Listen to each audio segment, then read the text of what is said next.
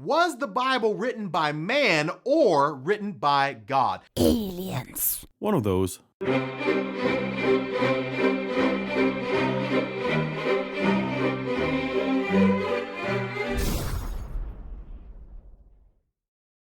Today I'm going to give you 5 undeniable prophecies. Undeniable? As in, cannot even conceivably be denied? I don't know. I can deny quite a bit. That Jesus fulfilled perfectly at his birth that prove divine authorship of the Bible. I find it so strange that a decent number of people think it's divine authorship 1 minute, and then the next it's suddenly a historical record that simply records an event that describes a person who happens to match the supposed prophecies. As if they are the same thing.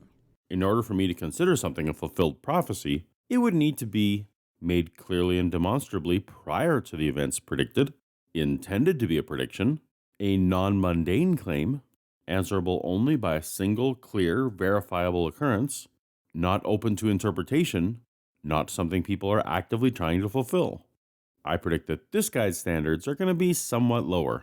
My doubts about prophecies aside though, how exactly is a prophecy in a book supposed to tell you who the author is? How often does Harry Potter have to predict that he will fly on a broom in order for us to establish without the shadow of a doubt that the book was actually written by J.K. Rowling and not by her butler or the gardener?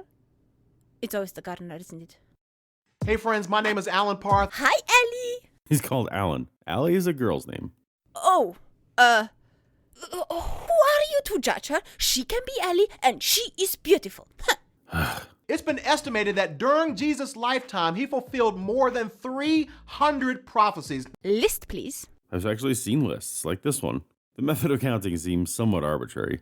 For example, 4 of the matches are descended from David, and 6 of the matches are from Zechariah 9:9, where we must assess nuances between visiting Jerusalem and arriving at Jerusalem, or between being just and humble. We'll talk a bit more about how mundane some of these are, but another good chunk are about theological ideas we can't test, or future events like restoring God's kingdom on earth. For the skeptic out there who just says, you know what, this was just a coincidence, Jesus just happened to be at the right place at the right time. Yes, some skeptics would blindly accept your prophecies and simply call them coincidence. Others, however, would challenge if they're prophecies in the first place, if the book you got them from is a legit source, if these prophecies are willfully doctored in the aftermath, and while they're at it, they will also demand third-party sources, as far as they're available, to verify those prophecies are even remotely close to the truth. And the reason why they do that is because usually prophecies are a bit like predictions caked in an unhealthy dose of woo-woo. If Einstein would come up to you and say that you will have a solar eclipse in 5 days, and that he calculated that, that is a prediction. If he says, however, that he got a divine vision that in 5 days there is a solar eclipse, then that is a prophecy. If then in 5 days there is indeed a solar eclipse, and no one can explain why, then that would count as a fulfilled prophecy. At least until we find out that Einstein cheated and had the formula all along. Paulogia has given you a very clear list of what he would consider a prophecy. All you have to do is to show that your prophecies meet his requirements. A study was done to show that the likelihood of any human being being able to fulfill 8 of these 300 prophecies in one lifetime is like 1 out of 10 to the 21st power. Fulfill 8 of the 300? I bet Donald Trump could get at least 10. Number 270, he would prosper. Number 27, number 39, and number 101, no broken bones. Number 85, thirsty. Number 104, friend stood far away. Number 112 and 118, betrayed by a friend. Number 149, ridiculed. Number 166, teach the nations his ways. Number 123, declares things not yet done. Number 246 and number 334, despised. Number 232, he is despised by his nation. Number 238, spat upon. I mean, I assume that if he's been peed on, that he's been spat upon, right? That's 14 without even trying. And he's 1 out of 10 to the 9th power. 1 out of 10 to the 21st power, which basically means, if you're not a mathematician, that means it was literally humanly impossible for anyone to be able to fulfill these prophecies. Okay, so first let's get the nitpick out of the way. If something has a 1 out of 10 to the 21st power chance, then it is in fact possible, even if very unlikely. Impossible would be 0. That aside, however, I was looking up this so-called study, and I couldn't find any peer-reviewed paper about these prophecies whatsoever. However, I did find an article about it. In fact, I found the very same article on several different web pages, word for word, as if they were afflicted by the infamous lazy reporter copy-paste syndrome. The claims about the prophecies within this article point to a book called Science Speaks by Peter Stoner. The book is very interesting. In a nutshell, this book is pretty much a collection of oddly religiously flavored probability calculations, and here is a taste of it. Every single calculation, or as Ellie would call it, research, starts off with either quoting a verse or part of it. In this case, Malachi 3 verse 1. Behold, I will send my messenger, and he shall prepare the way before me. Now, obviously the verse would go on. The missing part says, And he shall prepare the way before me, and the Lord whom ye seek shall suddenly come to his temple, even the messenger of the covenant whom ye delight in. Behold, he shall come, saith the Lord of hosts. I'm not quite sure why he left out that part. Maybe since he wants to prove that it refers to John the Baptist, as we will read later, and John the Baptist didn't really have a temple. It was kind of inconvenient for his case, but who knows, maybe he was just lazy. However, while this is at best some sort of vague random prediction and not really what Paulogia and I would call a prophecy, for the sake of argument I will just let it slide. He then goes on. Our question here is, of the men who have been born in Bethlehem, one man in how many has had a forerunner to prepare his way? Let us put for a moment aside the fact that forerunner is a rather vague wording that could easily be interpreted as father, teacher, or previous crazy guy who got himself crucified. If this strikes you as a bit of a non sequitur, you would be quite spot on. But no worries, it gets better. John the Baptist, of course, was the forerunner of Christ. But since there appears to be no material difference between the people born in Bethlehem and those born in other places in the world, the question can just as well be general. One man in how many, the world over, has had a forerunner to prepare his way. So, through his very scientific leaps of cognitive bias, Peter Stoner concludes that this passage totally talks about John the Baptist, thereby ignoring the fact that messenger is not necessarily the equivalent of son or divine heir, and therefore it could just as well be talking about Jesus, who is the forerunner of the messenger Paul, or any other of his apostles for that matter. The student said that the prophecy apparently referred to a special messenger of God, whose one duty was to prepare the way for the work of Christ. So there is a further restriction added. The students finally agreed on 1 in 1,000 being extremely conservative. Most of the members thought the estimate should be much larger. We will use the estimate as 1 in 103. So, after arbitrarily deciding that there was a John the Baptist and that he was totally prophesied in the Old Testament, Peter Stoner then went on to basically pull the numbers out of his naturally grown posterior seating device and called it a day. I don't think I can let this one count as actual evidence. How about you, Ellie? Which lets us know that the Bible that we're reading today, my friends, was not written by man, but it was written by God. Did you know God wrote the script to this video? Are you sure? Yes, our script prophesied that Alan wouldn't have a single accurate prophecy, so it must have been divinely written. But then, why do I remember having written part of it myself? God wrote it by using your hands. Oh, yeah, that makes sense. And so here are 5 prophecies that Jesus fulfilled at his birth with perfect accuracy. And the first one actually shows up in the very first verse of the Bible, Matthew chapter 1, verse 1. And it says, "This is a record of the ancestors of Jesus the Messiah, a descendant of David and of Abraham." Let's say that we take Matthew 1 at face value and presume that it establishes that Joseph is a descendant of David and Abraham. What does that matter to Jesus? According to that same story, Joseph contributed no genetic material to Jesus at all, since Mary was a virgin and the Holy Spirit came upon her. Jesus' stepdad was a descendant of David, but not Jesus himself. Unless God is a descendant of David, this prophecy was unfulfilled. Now that may not mean anything to us today, but essentially what Matthew was trying to do is that he was trying to prove that Jesus indeed was qualified and had the right to be called the King of the Jews. And that doesn't sound the alarm bells in your brain, Ellie? The fact that Matthew deliberately wanted the guy he admires so much to be the king?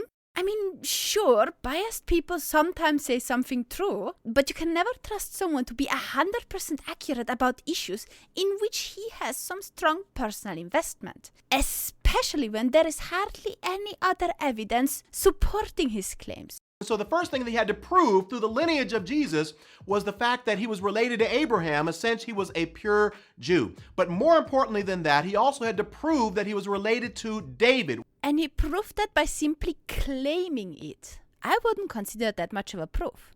Because if you jump back to the Old Testament, God had made a special promise to David in 2 Samuel chapter 7, verse 16, which says, "Your house and your kingdom will continue before me for all time, and your throne will be secure forever." Now, there is no possible way for someone's throne to be established forever unless the person sitting on the throne is eternal. I'm afraid you're not reading your Bible accurately there, Ellie. It says your throne will be secure forever, not someone will sit on your throne forever. That means that there will always be a successor on the throne, not that the person sitting on the throne will live forever. You also missed the part where it says your throne, David's throne, not God's throne. It's talking about a worldly on earth kingdom, not an in the cloud divine one. And even if we point blank assume that David was real and had a kingdom, that Jesus was real and that Jesus was related to David, if people had to be reminded that they had a king,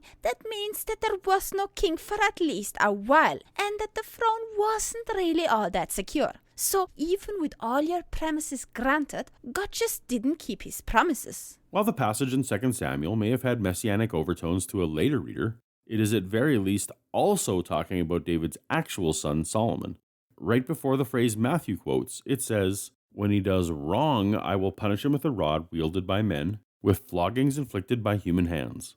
Unless Christians are willing to admit that Jesus did something wrong, this passage isn't a prophecy about him. This is the reason why, throughout his life and ministry, Jesus was referred oftentimes to the Son of David, which essentially is saying he is qualified and he has the right, because he's related to David, to be able to sit on the throne and to be called King of the Jews. Yes, he got called Son of David in the New Testament. He also gets called Son of God by you, Ellie. The only problem is, either God is a son of David or David is a son of God, because otherwise Jesus just can't be related to both of them. And neither the God son of David nor the David son of God hypothesis seem to be quite up your alley, Ellie. The second prophecy that Jesus fulfilled at his birth is probably the most well-known and most popular one, and that is him being born of a virgin. Ah yes, the virgin birth. I wonder if Mary got that necessary extra Y chromosome that she didn't have on Bronze Age eBay. Or maybe I could offer a few alternatives there. Infidelity towards the husband for once. Perhaps some exaggerated claims of a narcissistic cult leader who realizes that his parents aren't all that special. Or perhaps someone just really wanted his Jesus idol to be more than he really was. But if we grant this sort of magical birth to the hearsay of Jesus, should we not also consider it to all the other virgin birth claims in history? Are they all messiahs too? Are they all sons of God? And this was prophesied way back, almost some 700 years before Jesus Christ was born, through the prophet Isaiah, chapter 7, verse 14, which says, "The virgin will conceive a child. She will give birth to a son and will call him Emmanuel," which means God with us. Does Isaiah 7:14 actually say that? The Septuagint, the Greek translation of the Old Testament that was quoted by the authors of the Gospels, used the word parthenos, which most commonly means virgin. However, the original Hebrew word is Alma, which usually means young woman. And Hebrew has a better word when it means virgin, that is Betula. From context, young woman makes the most sense. And the more definitive word Betula would have solidified this as an actual prophecy rather than simple wordplay.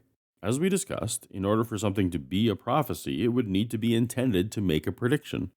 So how do we know that this prophecy is really talking about the birth of Jesus Christ and not something that was supposed to happen during Isaiah's lifetime? Well, my friend, it's simple. Since the time Isaiah gave this prophecy, throughout history, all the way leading up to the birth of Jesus Christ and beyond, there has never, at one point in history, ever been a man-child that has been born through a virgin. In context, it doesn't even seem remotely related to Jesus. I like the phrasing, however. Yes, there was indeed never a human virgin birth leading up to the birth of Jesus Christ and beyond. The only thing you fail to mention there, Ellie, is that that is including Jesus. And when you say that there has never at one point in history ever been a man-child that has been born through a virgin birth, specifying man, it sort of seems to imply that virgin births of girls were some sort of regular occurrence back then. And Matthew in chapter 1 records the fulfillment of this prophecy. In verse 22, it says, all of this, speaking of the virgin birth, occurred to fulfill the Lord's message through his prophet. Look, the virgin will conceive a child. She will give birth to a son, and they will call him Emmanuel, which means God is with us. The Isaiah 7 passage is a straightforward narrative encounter between Isaiah and King Ahaz. If you really want to, you can say any passage has double meaning, but that doesn't make it a clear prediction.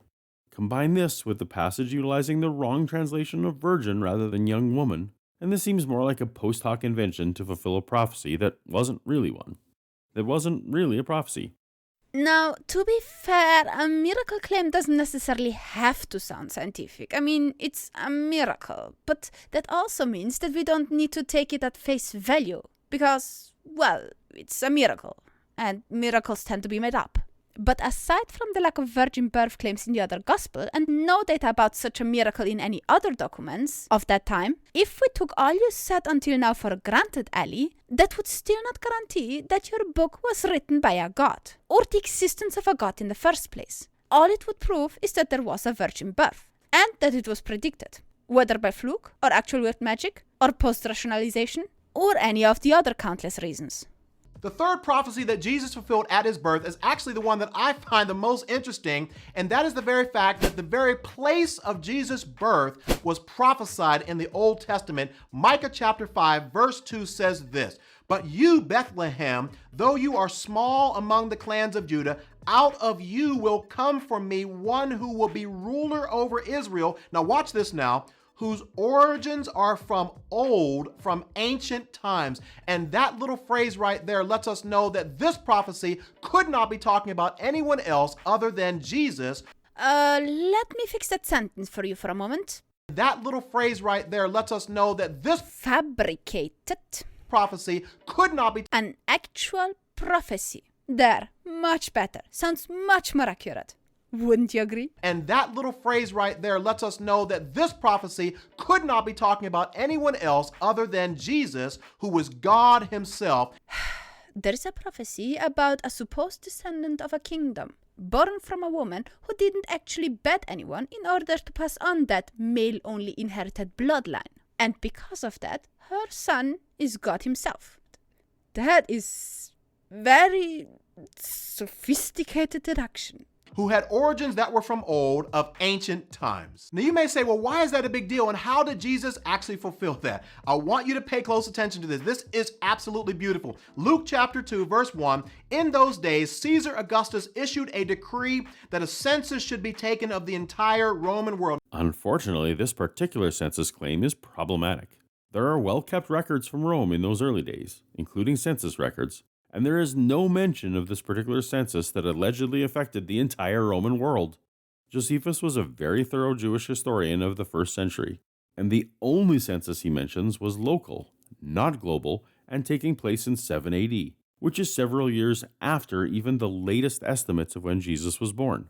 It gets worse when the passage mentions Quirinius, because Quirinius was governor in 6 AD, which is 10 years after the death of Herod in 4 BC, and Herod is obviously quite active in the Jesus birth stories.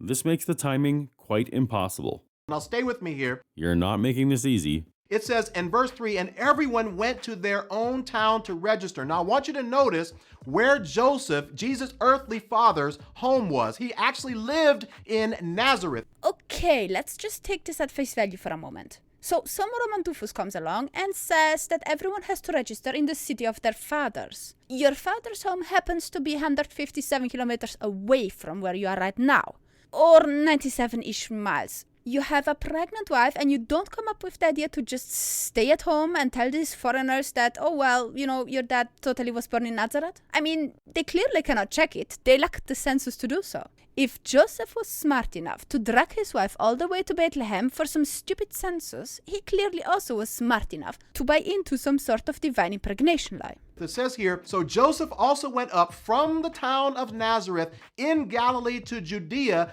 to Bethlehem, the town of David, because he belonged to the house and line of David. Since he's talking about Luke, let's say we take Luke's genealogy of Joseph at face value. It puts Joseph 41 generations after David. Was everyone to go back to the birthplace of their great times 39 grandfather? David was also a descendant of Judah, who was born in a place called Padam Aram. Why not go there instead? I don't even know what city my great-grandfather was born in, let alone another 38 generations back. Some people don't even know who their father is. How is this logistically supposed to work?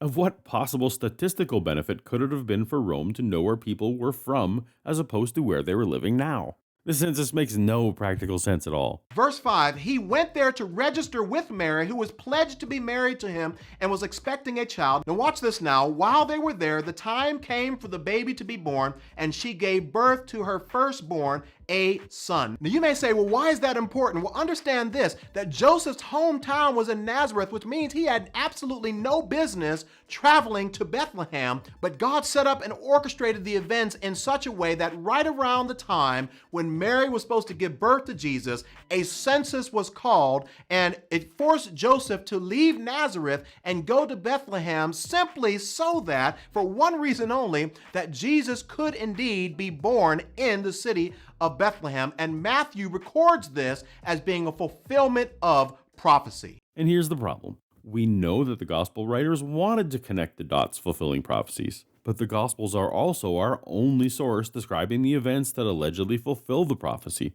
How can we trust that these events happened when the author created at least two stories, the virgin birth and Jesus awkwardly riding two donkeys, to demonstrate fulfillment of what he thought were the prophecies but were actually mistranslations? In Matthew chapter 2, verse 5, Matthew says, in Bethlehem in Judea, they replied, this is after Jesus was born, for this is what the prophet has written. But you, Bethlehem, in the land of Judea, are by no means least among the rulers of Judah, for out of you will come a ruler who will shepherd my people. At least this one sounds like prophecy, and not just a random string of text that can out of context also be applied to a separate circumstance. It's strange that the original verse in Micah says Bethlehem Ephrata, a tribe, rather than Matthew's abbreviation to just Bethlehem, that makes it sound like the town name. The thing that entertains me most about this whole story is that if Matthew and his fellows would have simply taken Bethlehem Ephrata and claimed that Jesus was a descendant of the tribe, the entire fabricated story of going to Bethlehem for a census could have been completely discarded, and it would still have made the claim that Jesus was related to David far more believable. So Matthew sees the very place of Jesus' birth as a fulfillment of Old Testament prophecy. But should we? Is this a verifiable occurrence? Can we honestly say that Luke wasn't inventing or embellishing a census in order to claim a Bethlehem birth when clearly everyone knew that Jesus was from Nazareth? Now, because King Herod was insecure about Jesus one day taking his throne, the Bible says that Herod issued a decree that all babies that were born, male babies that were 2 years or under, should be slaughtered. Okay, so this alleged decree... Hold on, Paulogia, hold on. Now isn't the time for Herod's baby killing. That's going to come up later. Are you sure? Yes, it is a prophecy. Okay, if you say so. And so what happened was an angel visited Mary and Joseph at night in a dream and told them to flee. Now, where did he tell them to flee? Look what it says here in verse 13. When they had gone, an angel of the Lord appeared to Joseph in a dream. Get up, he said, take the child and his mother and escape to Egypt. Wait, what? Egypt? Why would they go to Egypt? More, why would the Gospel of Luke say that Joseph and Mary went from Bethlehem to the temple in Jerusalem to fulfill the requirements of purification lasting 40 days? Then specifically call out that when Joseph and Mary had done everything required by the law of the Lord, they returned to Galilee to their own town of Nazareth. Luke 2:39. In Luke, they have no time at all to go to Egypt. It can't have happened both ways. Let's keep reading. It says here, stay there until I tell you, for Herod is going to search for the child to kill him. So they stayed there until the time of Herod's death. Remembering, of course, that Herod died 10 years before the earliest date Quirinius could have administered a census. And notice that Matthew sees this move to Egypt as a fulfillment of Old Testament prophecy. He says here in verse 15, "And so was fulfilled what the Lord had said through the prophet, out of Egypt I called my son." The author of Matthew quotes Hosea 11:1, which reads, "When Israel was a child, I loved him, and out of Egypt I called my son." In the context, this is clearly a retelling of the history of the nation of Israel and the story of their coming out of slavery in Egypt. And in this verse, explicitly calling the nation his child. This is backward-looking, not forward-looking in the least. It certainly cannot qualify as a clear, deliberate prophecy. The very next phrase is, "But the more they were called, the more they went away from me." Is that part of the prophecy? Was Jesus to ignore God's calls? At best, this would be a parallel. So do you see how God is divinely orchestrating all of the events around Jesus' birth to ensure that every single prophecy that was written about Jesus in the Old Testament indeed is going to come to pass? What I see are writers of the Gospels either making up events to match passages commonly thought as prophecies, or finding old passages that have phrases that parallel stories told about Jesus, and pretending that those passages were really intended as prophecy. The fifth and final one is a sad one, and that is the massacre of newborn children. Oh my God, Iseth, you predicted that he would talk about the killing of infants, and he did. What does this mean? Are you a prophet? Does this prove that God is the author of our video? What else could it be? It certainly couldn't be that we watched the video in advance and then wrote a script that made it look like we predicted the future, right? You're right. God wrote this video. We have our proof. As I said, King Herod had issued a decree that went out throughout the land to slaughter all of the male boys 2 years or under, and unfortunately, that sad, tragic event did indeed occur. On what basis can you say this event occurred? This so-called slaughter of innocents by Herod is yet another alleged event that is not confirmed by any other source, despite historian Josephus documenting many other deeds of this same Herod. This silence can't prove that the slaughter didn't happen, even though it seems it would be very noteworthy. But we cannot reasonably affirm that it did. And as you could anticipate, many of the women were weeping over the death of their newborn children. And Matthew sees this as a fulfillment of prophecy spoken hundreds of years ago by the prophet Jeremiah. Matthew chapter 2, verse 17 says, "Then what was said through the prophet Jeremiah was fulfilled. A voice is heard in Ramah," a little place just around the city of Jerusalem, "weeping and great mourning, Rachel," which is a synonym for Israel, "weeping for her children and refusing to be comforted because they are no more." Matthew may have been treating Jeremiah 31:15 as prophecy, but Jewish scholars do not. Jeremiah is speaking of the nation of Israel going into captivity, not some future event, and Jeremiah does not speak of children being killed. In fact, the next verses tell of the children returning to Israel. The plain reading of this verse is a mother crying about wayward children, for Pete's sake. That could apply to countless events in history. My friends, no other religion out there can boast of having such specific details prophesied about their religious leader's birth and then fulfilled by the leader himself with perfect accuracy. That is true, in spite of the fact that these so-called prophecies are inaccurate at best and flat out wrong in most cases. No one can deny the fact that Christians are very talented at boasting about them. By the way, just as a reminder, your goal was to prove that the Bible was divinely written, not that some parts within the Bible are or are not factually accurate. This and many other prophecies that were fulfilled in Jesus' lifetime gives me great assurance to know that the Bible that we have today was not written by man, but was written by God. Well, Iseth, you predicted that no actual evidence would be presented, and you were right. Thank you all for watching. If you like this video, give it a thumbs up, share your thoughts in the comment section, subscribe if you haven't yet, totally make sure to subscribe to Paulogia, and consider supporting me if you want more. Thank you to the people who are supporting me already, and have a great evening, everyone.